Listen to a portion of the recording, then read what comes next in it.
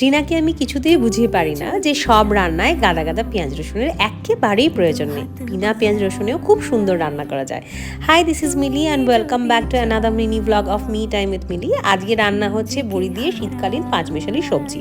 প্রথমেই বড়িটা তেলে ভেজে তুলে রেখেছি, তারপরে আরেকটু তেল দিয়ে তার মধ্যে জিরে, শুকনো লঙ্কা আর তেজপাতা ফোড়ন দিয়ে তাতে আদা বাটা জিরে বাটা দিয়ে ভাজা ভাজা করে তাতে দিয়ে দিয়েছি একটু জল, তার মধ্যে দিয়েছি টমেটো আর কাঁচা লঙ্কা কুচি।